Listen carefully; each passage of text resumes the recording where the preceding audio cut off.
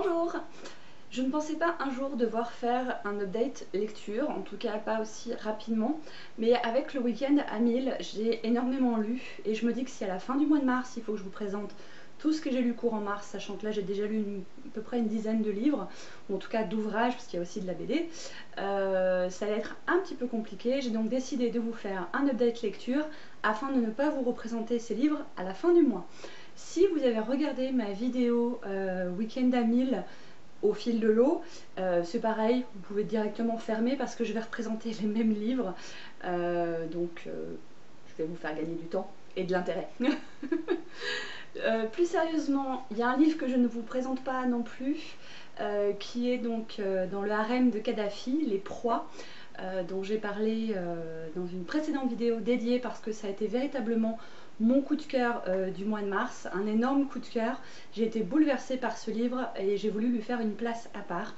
Mais ma première lecture du mois de mars a été Les Proies dans le harem de Kadhafi de Annick Cogent, si je ne fais pas d'erreur.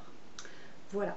Suite à ce livre, j'avais commencé plusieurs lectures, certaines que j'ai terminées pendant le week-end à 1000, d'autres qui sont encore en cours parce que le livre ne m'a pas trop intéressée, donc pour l'instant la lecture est en suspens, à voir si je l'abandonne ou pas. Et donc maintenant, je vous présente ce que j'ai lu pendant le week-end à 1000. Et si vous avez un porteur qui peut m'aider à tenir tout ça pendant que je vous y présente, je prends. Voilà. Peut-être qu'on peut louer quelqu'un et se le prêter d'une région à l'autre, je ne sais pas. À voir.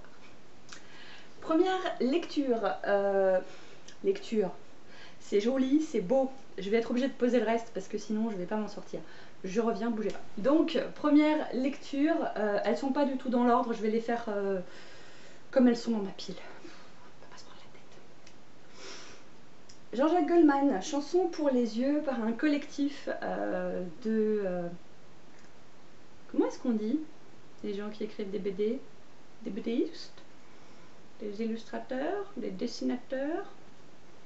Bref, il y en a plusieurs, dont Zep, qui sera peut-être un de ceux qui vous parleront le plus.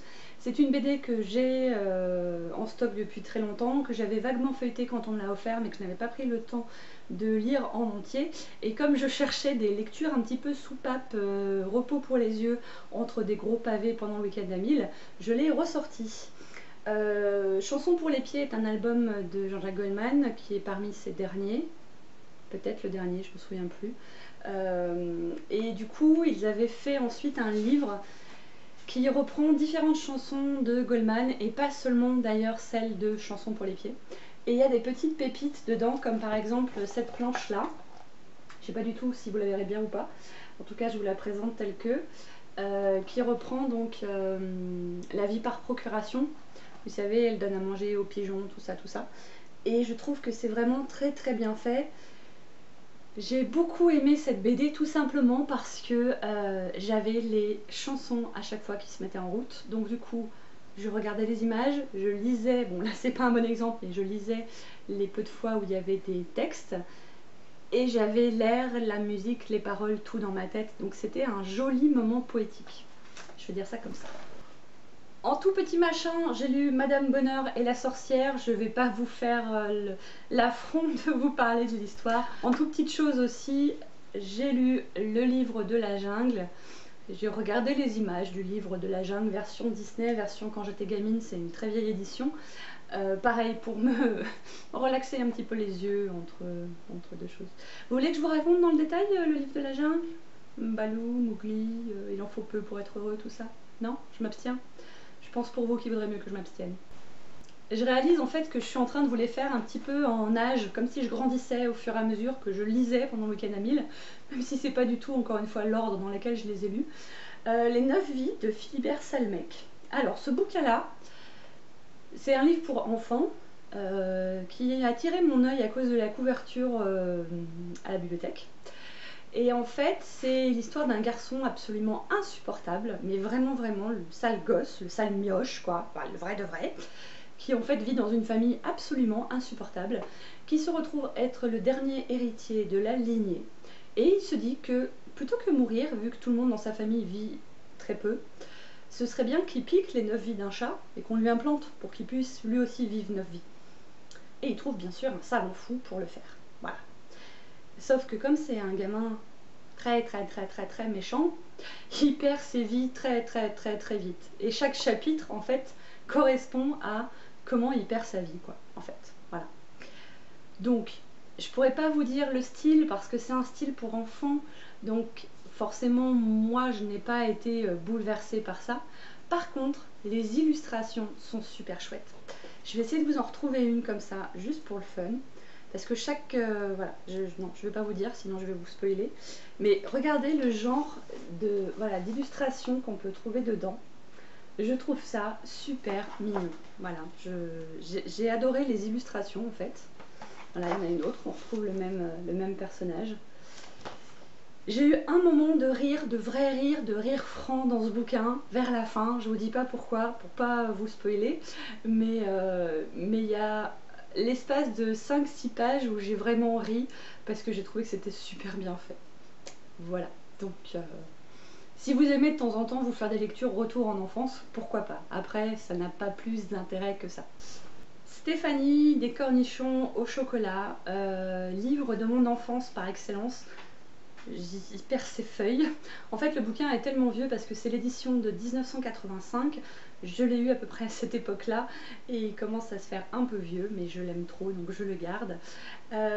Stéphanie, en fait, c'est un journal intime d'une jeune fille de 13 ans qui veut absolument avoir ses règles pour être une grande et qui adore les cornichons au chocolat.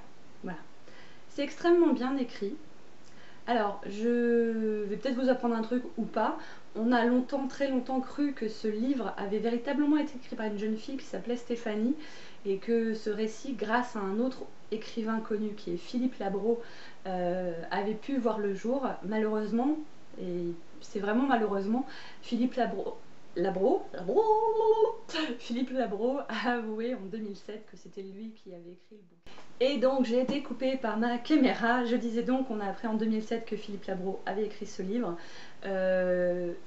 D'une part déception parce que voilà, je m'étais énormément identifiée à cette jeune fille et j'avais trouvé que elle avait tellement vécu les mêmes choses que moi que je me suis dit mais chiotte quoi. Et ouais, chiotte, c'est bien comme expression, chiotte. Voilà.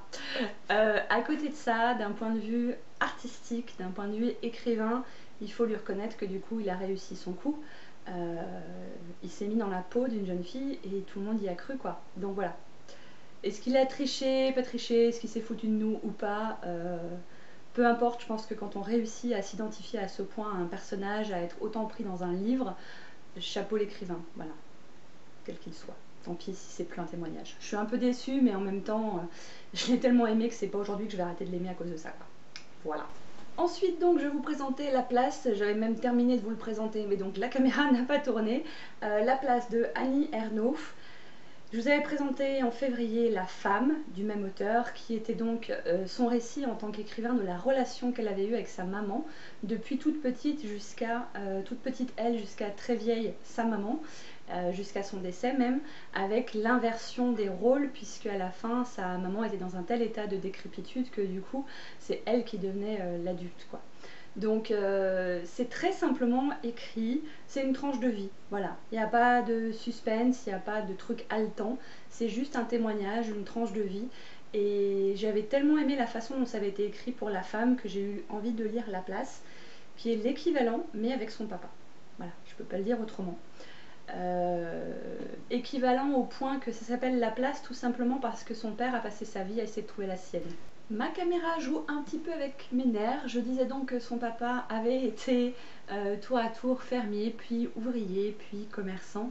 Et ce qui a été très important pour lui tout au long de sa vie, ça a été de garder sa place. Voilà, de tenir sa place, d'où le titre du bouquin. J'aime beaucoup la façon dont cette femme écrit.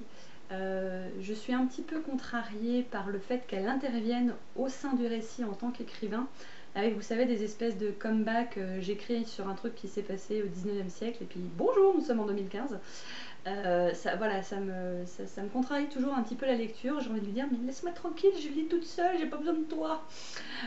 Mis à part ça, j'aime beaucoup la façon dont elle écrit, encore une fois, très simple. Donc je pense que je vais sans doute continuer à lire d'autres choses d'elle. J'ai ensuite lu un livre de développement personnel, Changer en mieux, du professeur Michel Lejoyeux. qui est un livre qui donne 10 voies, 10 axes d'amélioration pour mieux s'épanouir. J'ai pris la peine de vous les noter rapidement sur un petit bout de papier, donc je vais juste vous les lire. Les voies qu'il propose pour changer, c'est le changement par défi, par amour, par travail, par la relation entretenue au virtuel et à la technologie, par le corps, par le voyage, par la foi, par l'humour, par le hasard. Et à la fin, il explique également les obstacles habituels au changement, parce qu'on a ce qu'on appelle les croyances limitantes, et il donne aussi quelques astuces pour oser se lancer. J'ai trouvé ce livre particulièrement bien par rapport à tout ce qui peut sortir en développement personnel, parce qu'il y a autant des pépites que des cacas, des petits cacas. Et en fait j'ai trouvé que c'était bien fait parce qu'il y a beaucoup de témoignages, d'articles, d'expériences pour comment dire, renforcer son propos en fait. C'est un peu comme quand vous avez envie de changer et que vous vous dites c'est pas possible, et que là on vous sort l'athlète qui est parti de rien, ou alors la personne souffrant de handicap qui est allée plus loin grâce à son mental, à sa volonté, à sa motivation, à ses ressources, aux personnes autour d'elle, enfin tout ce que vous voulez, et ça permet d'argumenter et d'élever le débat en fait, au-delà de juste je peux pas quoi. Donc je trouve que c'est vraiment ça qui est bien dans ce bouquin. Et il y a également toute une partie annexe à la fin avec des tests que vous pouvez réaliser pour vous situer un petit peu comment vous êtes vous par rapport au changement. Voilà. Si la thématique du développement personnel est un sujet qui vous intéresse, et là je fais une petite aparté, n'hésitez pas à me faire signe en commentaire sur les sujets que vous aimez. J'ai lu énormément de bouquins de développement personnel, ma bibliothèque n'est remplie quasiment que de ça, puisque je me suis entre guillemets spécialisée là-dedans. Donc n'hésitez pas, si je peux vous conseiller des trucs que j'ai lus, ou peut-être que même vous aurez vous des ouvrages à me proposer, ça me ferait plaisir. Voilà. J'ai également lu L'Alchimiste de Paulo Coelho. Je ne vais pas en parler plus que ça pour l'instant parce que c'est ma thématique donc, du mois de mars, de lire un maximum de Paulo Coelho. J'en ai d'autres sous le coude que je n'ai pas encore commencé, donc je ferai une vidéo dédiée à cette thématique-là pour ce mois de mars. Et enfin, j'ai lu et terminé Divergente, le premier tome, le deuxième était en cours de lecture et le troisième étant sous mon coude.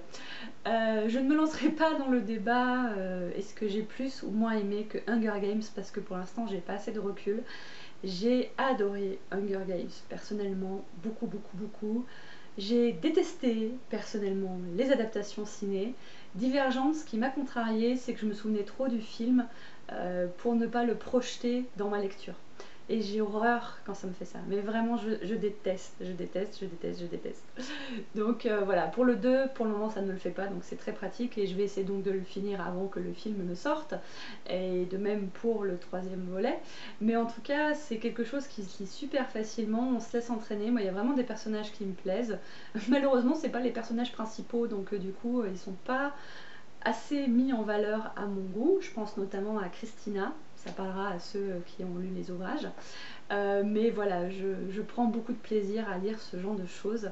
C'est pour ça que j'ai énormément envie de lire également l'épreuve, enfin la trilogie de l'épreuve, je sais plus comment ça s'appelle. Le premier volume c'est le labyrinthe, qui est également dans ma wishlist et que j'espère m'offrir très prochainement, peut-être au mois de mai, puisque ce sera mon anniversaire.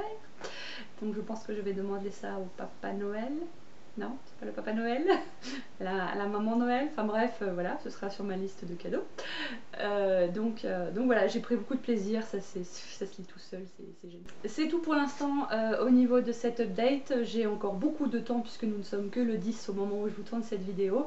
J'ai donc Divergente 2 et 3 sous le coude, bien entamé. J'ai également en stock Budo, l'ami imaginaire. J'ai également Juste avant le bonheur. J'ai 2 autres ouvrages de Paulo Coelho, plus ma bibliothèque qui peut encore être grattée pour trouver des trucs à lire, notamment ma fameuse palle de lente. Donc j'ai de quoi faire. Je vous dis à très bientôt. Ciao!